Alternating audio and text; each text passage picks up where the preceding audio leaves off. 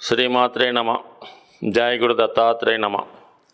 ఈ వీడియోలో మనం ఆగస్టు 25 నుంచి 31వ తారీఖు మధ్యలో వృశ్చిక రాశి వారికి జరగబోయే మాస ఫలితాలు ఏ విధంగా ఉంటాయో తెలుసుకునే ప్రయత్నం చేద్దాం. మరి వృశ్చిక రాశి వారికి లాభస్థానంలోకి శుక్రగ్రహ సంచారం ప్రారంభమైంది.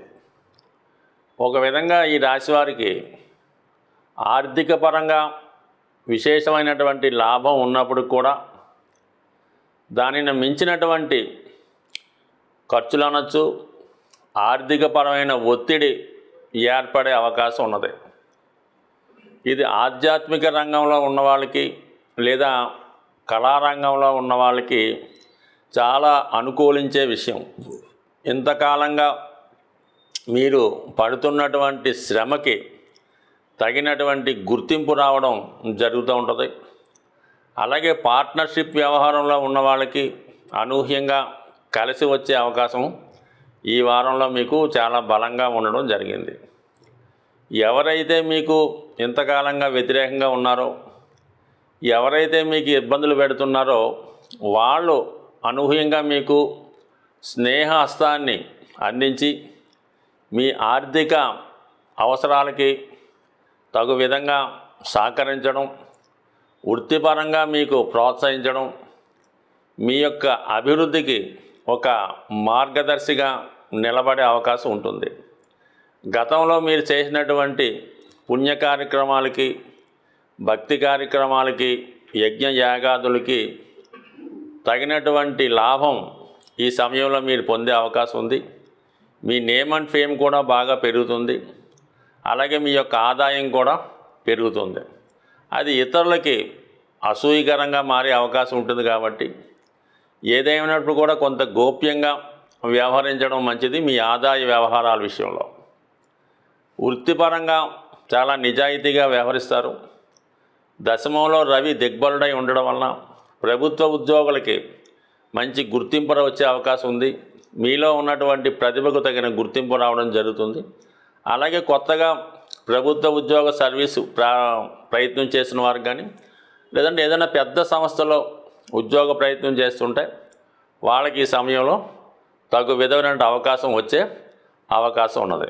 సో మీకు కానీ మీ కుటుంబంలో ఒకరికి కానీ ఈ ఉద్యోగం లాంటిది వచ్చే అవకాశం ఉంది.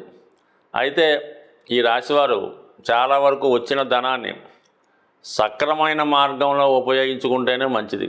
పంచమ స్థానంలో రాహుగ్రహ సంచారం వల్ల ఈజీగా సులభంగా ధనం సంపాదించాలనే ఉద్దేశంతో ఆన్లైన్ బెట్టింగ్స్ కానీ, ఆన్లైన్ గేమ్స్ కానీ, బెట్టింగ్లు కానీ చేసే అవకాశం ఉంటుంది.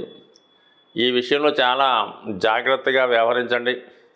సాధ్యమైనంత వరకు దానికి దూరంగా ఉండే ప్రయత్నం చేయండి.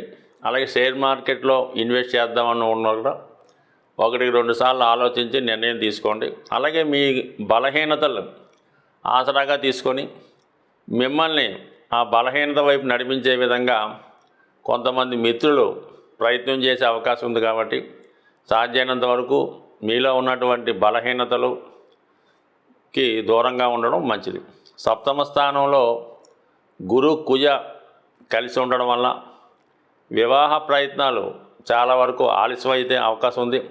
చాలా గట్టి ప్రయత్నం చేస్తే తప్ప వివాహం నిశ్చయం అవడం కష్టంగా ఉంది. అలాగే ఈ సమయంలో భార్యాభర్తల మధ్య ఒక విధమైన ఎడబాటు, ఫిజికల్ రిలేషన్లో దూరంగా ఉండే అవకాశాలు చాలా బలంగా ఉన్నాయి.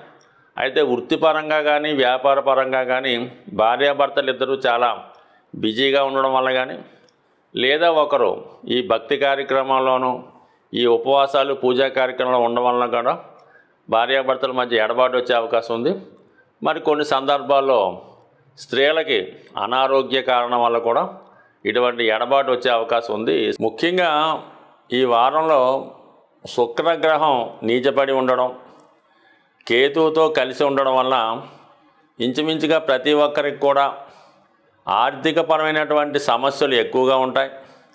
అలాగే స్త్రీలకి అనారోగ్యపరమైన సమస్యలు ఎక్కువగా ఉండే అవకాశం ఉంది. కాబట్టి సాధ్యమైనంత వరకు ఈ వారం ప్రతి ఒక్కరూ కూడా శుక్రవారం కానీ, మంగళవారం కానీ, వీలైతే ప్రతిరోజు కూడా ఏదైనా అమ్మవారి ఆలయం దర్శించి లక్ష్మీ అష్టోత్తరం కానీ కనకదార స్తోత్రం కానీ పారాయణ చేసుకోవడం మంచిది.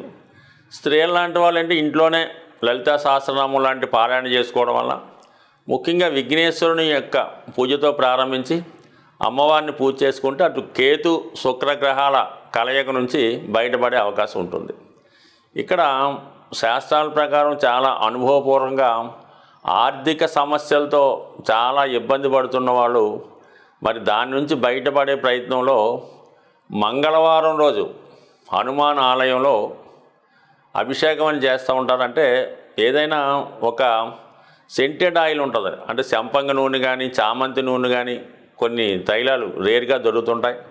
అటువంటి సంపంగి నూనె కానీ చామంతి నూనె లాంటిది కానీ తీసుకొని అంటే బాగా స్మెల్ వచ్చినటువంటి ఆయిలు దాంట్లో సింధూరాన్ని కలిపి స్వామివారి యొక్క విగ్రహానికి సంపూర్ణంగా పూయడం వల్ల దాన్ని అభిషేకం కూడా అంటారు. ఆ విధంగా చేయడం వల్ల విధి విధానంగా మరి శ్రావణ మాసంలో ఆంజనేయ స్వామికి ఆ విధంగా పూత పూసి ఎక్కువగా చామంతులతో పూజ చేయడం వల్ల ఖచ్చితంగా చాలా వరకు ఆర్థిక సమస్యల నుంచి బయటపడే అవకాశం ఉంటుంది.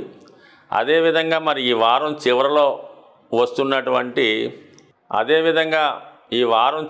వస్తున్నటువంటి శని త్రయోదశి ఆ రోజు విధి విధానంగా కేవలం ఏలినాడు శని అష్టమ శని అనే కాకుండా ప్రతిరోజు కూడా ప్రతి వ్యక్తి మీద ఏదో విధంగా శని ప్రభావం ఉంటుంది. కాబట్టి మరి ఈ శని త్రయోదశి రోజు ప్రతి ఒక్కరూ కూడా విధి విధానంగా శివాలయంలో ఉన్నటువంటి నవగ్రహాల్లో శని భగవానుడికి తైలాభిషేకం జరిపించుకోవడం, దాని తర్వాత శివాలయంలో విధి విధానంగా శివుడికి అభిషేకం చేసుకొని ఎక్కువగా ఆ రోజంతా కూడా చాలా నియమంగా ఉండడం వల్ల శివుని యొక్క అనుగ్రహానికి పాత్రులై శని